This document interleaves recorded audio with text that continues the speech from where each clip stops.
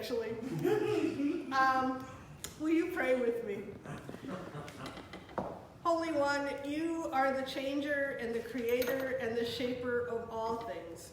Help us to recognize your presence everywhere and to know your grace is always with us. Amen. Amen. So today I am fulfilling a promise, so to speak, an offer that was made back at the fall dance. Steve was the high bidder on selecting a sermon topic. So today, this is his sermon. Yay. And there's a reason for that emoticon. The original title he gave me was not, the word was not stress. Stress, that was not the word that he used. So, that is where that comes from and what we are talking about.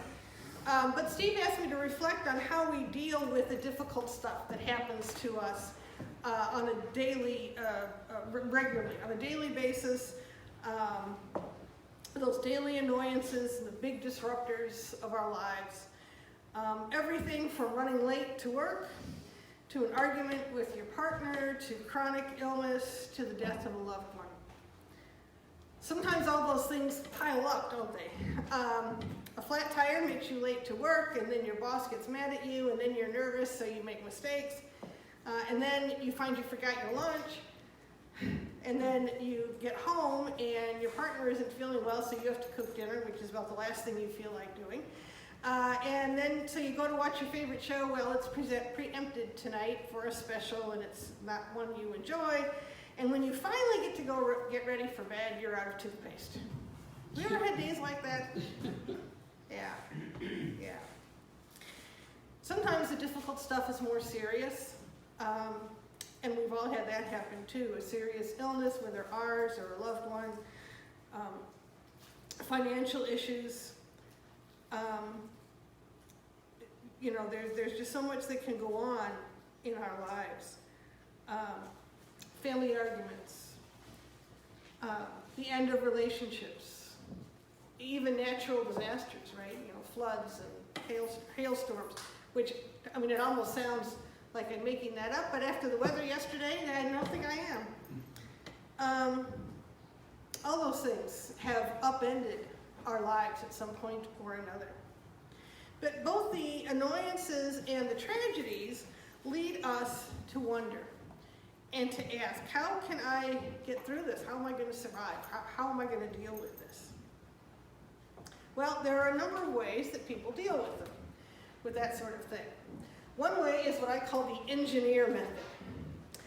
Engineers like to problem solve. So when they're faced with a challenge, they see it as something to be solved, or to be fixed.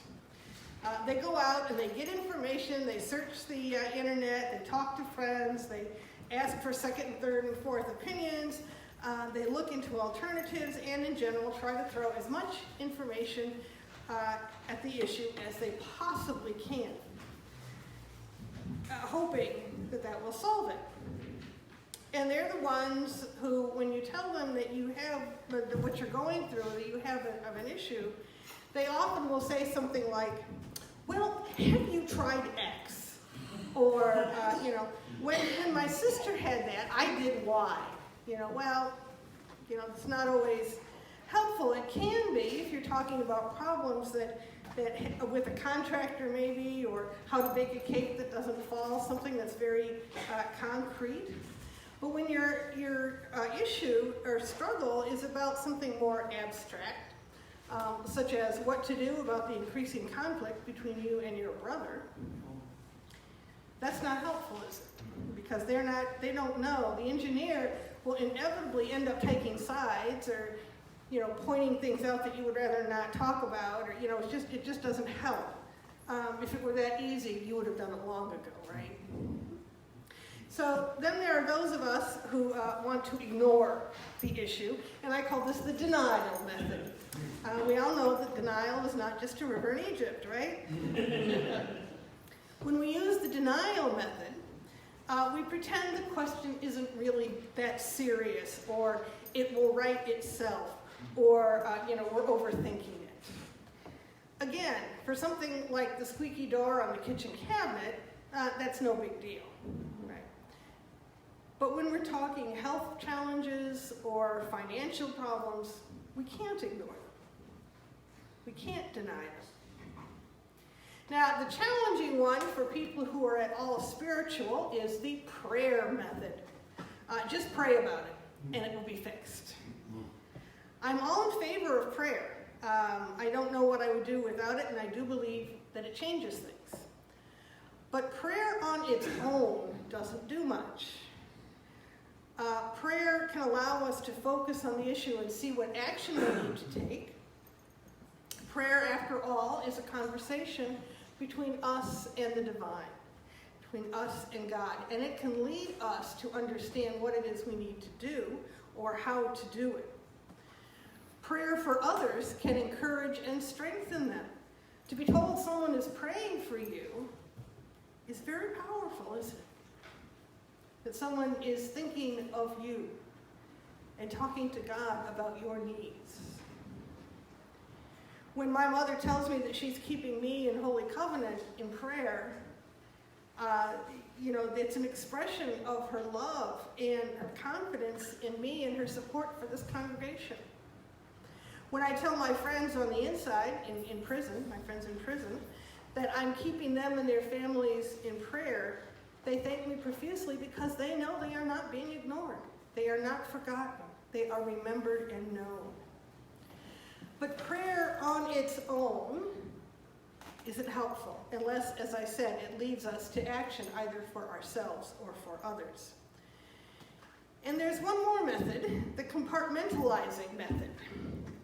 This is the idea that we can put aside what's bothering us and focus on other things and come back to the question later.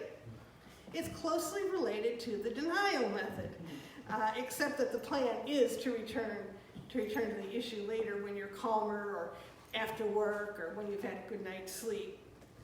Now, all these methods, none of them are bad or wrong, but sometimes we try to apply them incorrectly. When we're facing the real challenges of life, like a job loss or the end of a relationship, life-changing or life-threatening illnesses and so on, these methods aren't really of much help or very limited help. We can use some of them in some ways. The engineering method is useful once we know what we want to do, right? Then we can research and study to our heart's content. Prayer is good if it helps us figure out what to do or leads us to help someone else. And compartmentalization works in the short term. We do have to put personal problems aside when we're at work. And sometimes a good night's sleep or a good meal will help us. But here's what does work consistently, and I don't have a name for this method. An acceptance of the question, of the issue.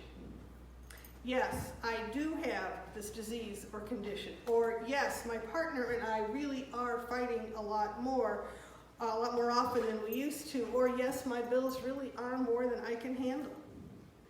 We resist for all kinds of reasons, but they mostly come down to fear, I think.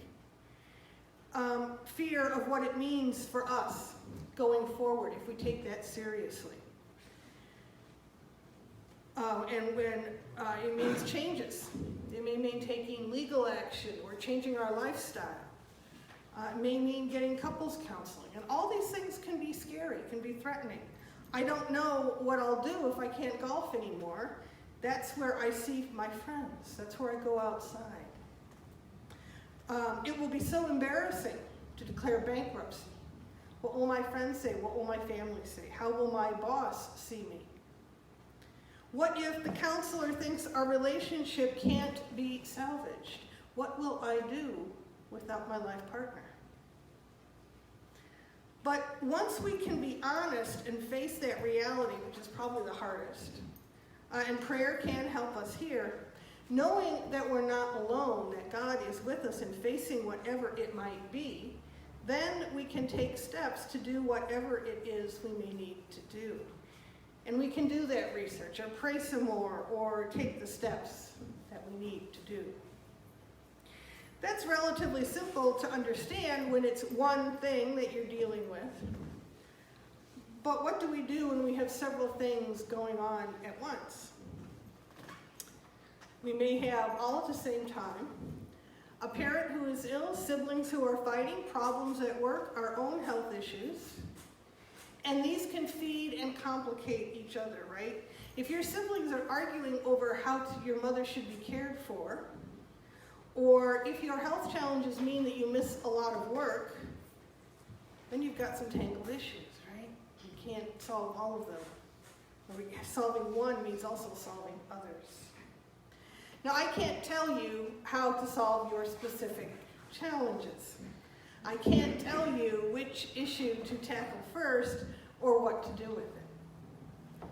But there are things that we can do. First is to accept that this is happening. This is real life. We can't change the channel or pause the movie. Then we can pray. When we think of prayer as a way to talk to the divine, to listen for guidance, to understand what is happening, we can talk to someone who understands that discussing a challenge isn't asking for solutions. They can be hard to find, but there are people out there like that. But for an opportunity, excuse me, to talk through the issue. And once we know what we need to do or how to do it, then we can begin to act. Take that squeaky kitchen cabinet. We'll use that as an example for larger things. Maybe that squeak isn't very noticeable at first, but it gets worse and worse until you have to do something about it, because every time you open the door, it squeaks. So you investigate, and you find out, well, it's the right-hand door of the cupboard over the sink. So you check with your partner, who is a bit handier than you are with tools, and they suggest you use some oil on it. So you try oiling the hinge, and it works. In the same way, we have to notice the challenge. Sometimes we don't have any choice, like with the medical issues, but sometimes it creeps up on us, as relationship questions often do. And then we identify exactly what it is and what we need to do about it through prayer and discussion with supportive people. And then we try the solution we've come up with, and if it doesn't work, well, we try something else. If the oil doesn't fix the hinge, maybe we'll replace the hinge. There are other options. So life brings changes, right? There's seasons in life. Sometimes they're good, sometimes they don't feel so good. Sometimes they feel awful at the time that they're happening, but they turn out to be better later on. Sometimes they feel good, but they were actually a mistake. We've all been there. But we can't simply let things happen, whether through the paralysis of the engineering method or closing our eyes to it in the denial method, or hoping it will go away on its own in the compartmentalizing method. We have to face the challenge to admit and accept our fears, and then, through counsel and prayer, find ways to work through it, to work with the challenge. Now, it may not be something we want to do. When my hair got so much thinner after chemo, it used to be very, very thick. I actually had trouble getting a brush through it sometimes. I tried to ignore that, though. I tried to ignore that it was getting so much thinner, and pretend that you know it'll come back, or if I change my hairstyle, or if I color it, it'll look okay. Spoiler alert: it did not look okay. I had to face the reality that my hair, which was once one of my best features, was not going to be coming back as thick and curly as it had been, and in fact, it was going to go completely gray. Well, I took the advice of Danny, who was my hairstylist at the time, who was honest with me, some might say blunt, that's Danny, and he restyled my hair. I didn't want to do it. I had the fantasy that eventually, when all the chemo had worked itself out of my body and I had healed from the chemo and radiation, my hair would look just the way it had before. After all, the oncologist had said that everything would be fine. Yeah, well, unfortunately, That's not the way that it worked. I had to face that reality that my hair had changed, my life had changed, and move on from there. And that is the way, unfortunately, our lives work too. Sorry, my thing just went. I don't know why that I thought that things would magically go back to the way they were. I never thought that my surgery scars would disappear. But somehow that's what I believed and hoped about my hair. It took some tears and conversations with friends and yes, some prayer before I was able to say, okay, this is my reality now, let's go with it, okay? And I stopped coloring my hair, and actually when I moved here, I stopped coloring my hair, and Topher gave me a new hairstyle that I really like. I'm constantly getting compliments on it, which is nice. Because it shows me that life does go on. I mean, it's just hair, and yet it says something about, you know, your hair, your appearance says something about how others view you. Changes and challenges are not easy. If we can accept them, face them with courage and prayer, then we will find a way to live with them. In all God's names, amen. Amen.